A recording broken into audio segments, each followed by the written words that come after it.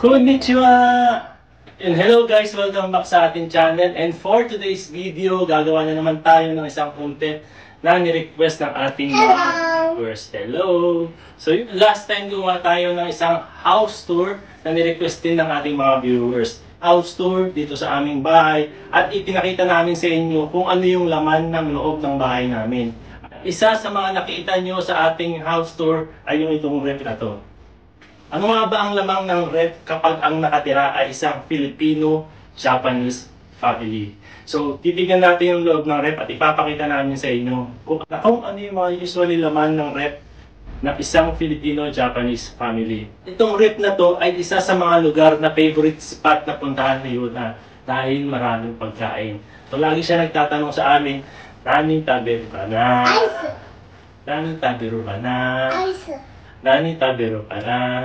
So yun, pag sinabi niyang "Nani taberu ka na", ibig sabihin kailangan namin pumunta ng ref, kasama siya at gusto niya siya hindi tingin kung ano yung gusto niyang makain sa ref. Ayun, dati nang nire-request ang content na to at ngayon lang natin magagawa dahil syempre mahirap naman magpakita ng ref ng walang laman. At ngayon naayos na natin yung loob ng ref na usually ginagawa natin kapag meron siyang laman. Ngayon ipapakita namin sa inyo kung ano yung itsura ng laman kapag ang nakatira ay ang Filipino-Japanese family.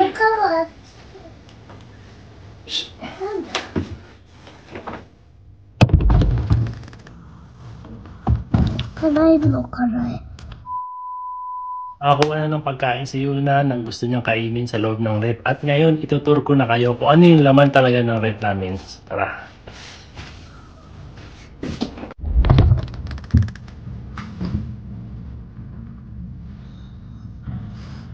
Okay, so ito yung laman ng ref namin mula sa itaas hanggang sa ibaba.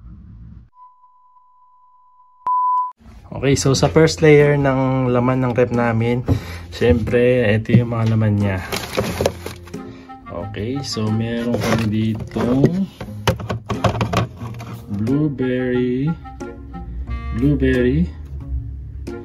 jam at ito, para siyang strawberry jam, parang jam din siya, hindi ko alam kung ano ba.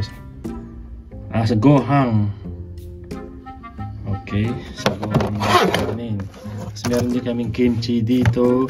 Yan, so maliliit lang na size yung binibili yung kimchi kasi hindi naman kami ganun ka sobrang kahilig sa kimchi, pero gusto namin kumain ng kimchi paminsan-minsan. So meron din tayo dito yung onion, fried onion, ayan, na ginagamit sa mga salad. And then meron din tayong mga extra side dish dito. Ayan, ito favorite ni Aya to. At ito naman ay paborito ko. Meron din tayo dyan bagoong. Yan, as sa Pilipino hindi mawawala to, bagoong. Ayan, dito. So meron din tayong extra parang beer na may flavor. Ayan. And then onion, spring onions. Ayan, pag gusto namin maglugaw. And then meron dito cheese, and then soya milk. Ito isa sa mga paborito ko, soya milk, kasi nga maganda raw ito sa katawan. Ayan. And then meron tayong tofu butter. Okay, butter. Meron ditong butter. Ayan, ginagamit ko sa mga niluluto ko, like mga buttered shrimp. Ayan. And then meron din tayo ditong miso. Ayan, pag gusto namin magsinigang sa miso, meron tayong miso dito. Ang second layer naman ng aming refrigerator, and meron tayong puring, para siyang leche flan sa Pilipinas. So favorite ng mga bata to, puring. Tapos meron din tayong yogurt na paborito nila Yuna. Ayan, yogurt. Saka yogurt na may nata de coco na may pineapple. Okay. At meron din tayong Yakult para sa mga bata. Meron ding nato na favorite ng mga Hapon. At favorite na rin namin dahil masarap naman siya sa kanin. Ayan, dalawang klaseng nato. Nung una ako dito sa Japan, hindi ako masyadong kumakain nito, pero natuto ako dahil masarap naman pala siya. Pero karamihan sa mga nagpupunta rin sa Japan, ayaw na ayaw itong kainin kasi nga napakalagkit niya. Ayan. And then meron tayong mga juices dyan like matcha cream, milk tea with tapioca, and then cafe ore, and creamy latte. Nag-i-stock lang ako ng mga ganyan pag gusto uminom ni Aya, kaya ni EG, o kaya ni Yuna. And then sa ating third layer, yung mga juices, ayan. So ayan, ito yung pinaka-favorite kong inumin dito sa Japan. Tapos meron din tayo vitamin C na supply. Juice, lemon juice. Tamang-tama ngayon na may mga corona. And then isa to sa mga paborito ni Aya. Ito isa sa mga paborito ni Aya. Dati sinasabi niya ayaw niya ng carrots, pero pag juice gusto niyang inumin ang carrots. Gusto niya. Ayan, tapos bumili tayo ng may spirit dito, parang 7up or Sprite. Kapag gusto namin dumighay, ito yung ininom namin. So bakit maliliit lang yung binili ko? Kasi hindi kami talaga mahilig sa may spirit kasi sobrang nakakataba talaga siya. Pero ayan, paminsan-minsan umiinom kami pag gusto naming dumighay. Ayan, Mitsuya cider. Kaysa mag Coca-Cola kami na sobrang tamis at masyadong mataas ang sugar, itong mas magandang i-recommend yung Mitsuya cider pampadighay kaysa mag Coca-Cola. Ayan. And then sa ating fourth layer ay meron tayong lipobitan. Ayan, lipobitan para pagpagod ka or ayaw mo mapagod, inom lang ng ganyan. Then meron tayong stock nitong tinapay na may egg para sa almusal ng mga bata, or yung sausage. Ating kasi pure foods dito kasi maliliit lang yung mga sausage nila, so doon lang binibili ko kahit anong klase naman ganito, basta ganitong sausage. Ayan, and then sa likod nito meron tayong dumplings. Ayan, gyoza kung tawagin dito. So ipa-fried lang siya, ilulutuin pag gusto namin kumain ng ganyan. And then meron tayong tempura, baby tempura fry. Ayan, fried shrimp tempura. Ayan, ipiprito na lang siya. And then sa pinaka gustong spot ni Yuna ay itong pinaka baba. Ayan, na naglalaman ng mga chocolate. So meron kami KitKat dito. So mga bite size lang yung mga binibili ko para hindi kami masyadong kumain ng chocolate. Pag gusto lang ng bibig namin o medyo nauumay kami sa isang pagkain, kakain lang kami ng chocolate or pampatanggal ng stress. Lalo na dito sa Japan na sobrang nakaka-stress talaga dito. So yan, kailangan talaga ng chocolate pampatanggal ng stress. Pero dapat hinay-hinay lang, baka naman magka-diabetes tayo. Okay, so yun. So chocolate na may tinapay para kila Yuna at EG. Ito sa favorite ko ni Yuna at saka ni EG, Choco Pie. Mask na ginagamit namin ni Aya bago matulog. Ayan, maganda siya sa mukha. Ayan, nakakatanggal ng mga pimples at ng mga scars. Ayan, sa ilalim naman yan meron tayong mga soft ice bag. Ayan, kung sakaling may lagnat, pwedeng gamitin to, or kailangan ng soft, iwan ko sa masyadong ginagamit ko sa mga pang travel para hindi uminit agad yung inumin. So naglalagay kami ng mga ice bag na ganito. Ayun, from first layer, second layer, third layer, fourth layer, at yung favorite spot ni EG at ni Yuna-chan. Ayan. And then sa side nyan meron tayong ice maker, ice cube maker. Ayan, so pag winter kasi hindi na ako masyadong gumagawa ng ice cube kasi malamig na at para iwas ubo rin sa mga bata. Meron tayo dito peanut butter. So ayan, isa sa mga paborito kong peanut butter dito sa Japan, itong brand na to. Napakasarap, napaka-creamy. And then meron siyang cheese dito, paborito ni Yuna-chan. Ito naman side yung mga parang may chocolate lang din dito, mga eggs. Ayan, kung bakit magkaibang kulay hindi ko alam. Pero parang sabi nila mas masarap daw yung ganitong kulay na itlog. Hindi ko alam bakit may kulay siya. Yan, ganyan ang mga itlog sa Japan. May puti, merong ganitong kulay.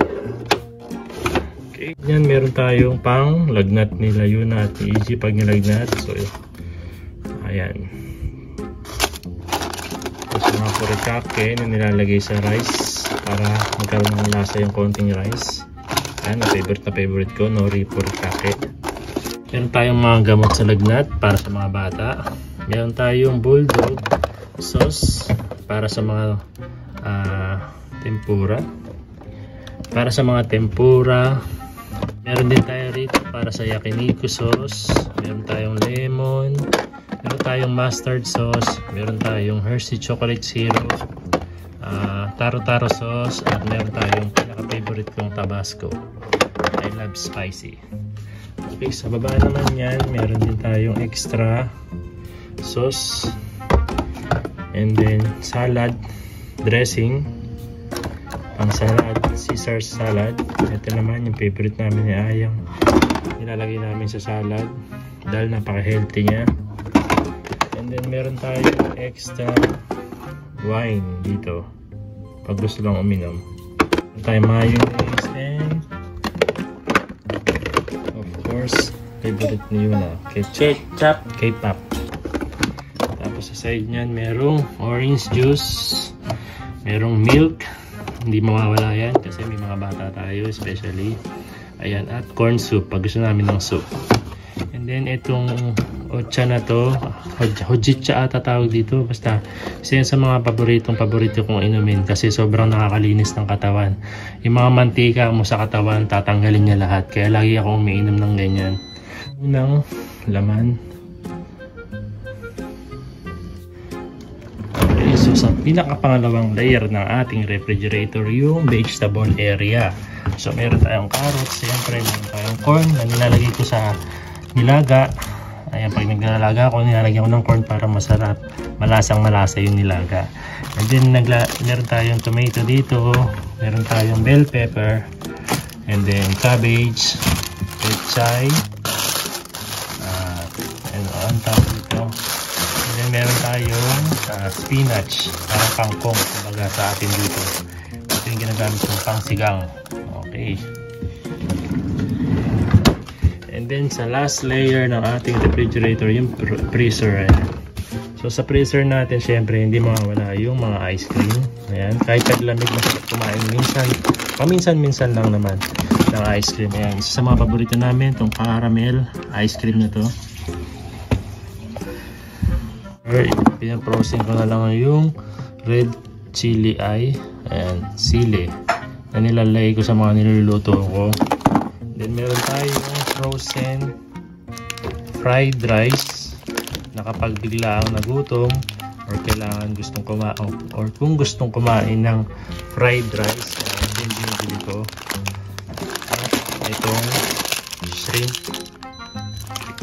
itong shrimp fried rice na favorite niya. Ayan. And then meron tayo dito longganisa. Ayan, hindi mawawala yan sa isang Filipino family. Longganisa. Yun, tapos dito sa side na to meron tayong giniling, pork giniling. And then meron tayong parang tulya ang tawag ata dito. At meron tayong pork siomai.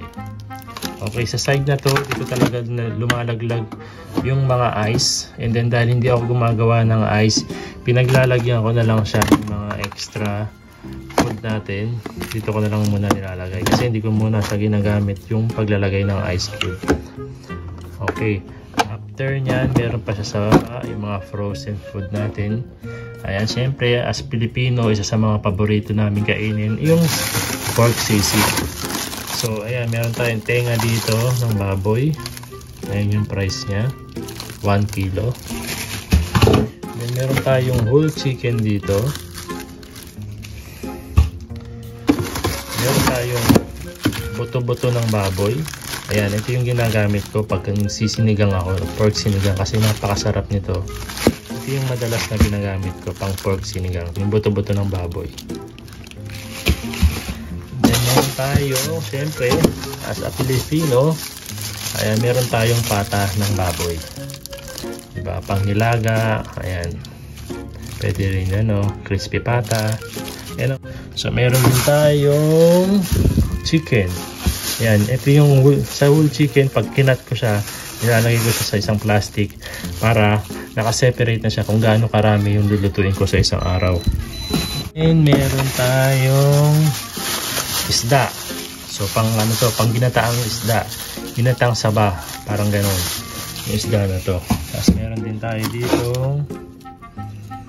chicken and marinated chicken wings. Ayan. So, binili ko lang siya, nakasale na siya from 440 yen, naging 220 yen na lang siya. Okay, so, siyempre meron din tayo pork. Ayan. Meron din tayo slice beef para sa ating mga kare. And, siyempre, lastly, ang pinaka-paborit namin ni Aya, yung Adidas, paa ng manok, na hindi mawawala.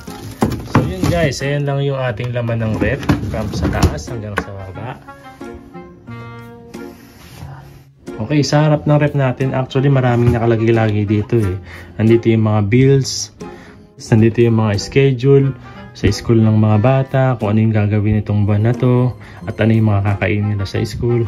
And then inalis ko muna para magmukhang malinis sa ngayon, pero usually medyo maruming tignan siya gawa nung mga papel na yon. So, nabinili namin sa Fuji Q, yung theme park na malapit sa Mount Fuji. So, nagbibenta sila nito. Napakaganda. Binili namin siya. So, ito naman nung bago ako dumating sa Japan. Nung pagdating ko sa Japan, bumili agad ako nitong magnet na to. Ayan, I love Japan. Ang price niya is 350 yen. Okay, siyempre meron din tayong timer dito. Ayan, kapag nagluluto at kailangan ng time para ma-remind tayo na tapos na yung niluluto natin, gumagamit ako ng timer. Ayan, at meron tayong mga list dito ng mga Filipino food na kapag hindi kami makapag-isip ng mga pagkain na gusto namin kainin ngayong araw na to, at least meron na tayong nakareserbang mga nakalista na pwede natin pagpilian o ano yung gusto natin kainin. Kasi sobrang hirap minsan na parang ano ba nga kainin natin ngayong araw na to, hindi tayo makapag-isip. So naglagay kami ng mga ilan sa mga list ng mga pagkain Pilipino na pwede naming iluto once na hindi kami makapag-isip ng gusto namin kainin. Yan. At sa baba lang nito, meron lang ticket from Amazon na binigay sa amin na coupon na pwede naming magamit kapag order kami sa Amazon. So magle-less 500 ata siya. Yun ata ang ibig sabihin niyan. Hindi ko rin masyadong alam. Hinilaan ko lang siya. Ayun. Ayan, sa itaas, wala naman tayong nilalagay masyado sa itaas kundi yung kitchen paper na inilalagay dito at ginagamit sa mga mamantikang pagkain para masala yung mga mantika. And then meron din tayo dito saran wrap kung tinatawag, parang wrapper siya para pag may natirang pagkain, irarap mo lang siya ng plastic na to. And then sa ibaba niyan, meron tayong foil kung gusto ko mag-ihaw. Itong foil na to ang ginagamit ko pang ihaw. And then tapos ang tatak ng rep na ito is Panasonic at meron siyang touchscreen na option dito sa harap kung gusto mong masyadong malamig o gusto mong hinaan yung lamig. And then kapag binuksan mo yung rep na to at patagal na siyang nakabukas, tutunog lang yung rep para i-remind kanya na nakabukas yung rep mo. Ayan, I hope na nag-enjoy kayo sa ating refrigerator tour for today. At kung nagustuhan mo ang video na ito, i-like mo na siya. At kung hindi ka pa nakakapag-subscribe, mag-subscribe ka na at i-hit mo na yung notification bell para like kang updated sa ating mga videos. Okay, so yun. Kung may mga request kayo or may mga suggestion kayo na gustong makita dito sa ating YouTube channel, huwag mong kalimutang mag-comment sa ibaba at isa-isa natin gagawin ang mga request nyo na yan. Maraming salamat sa inyo and sayonara.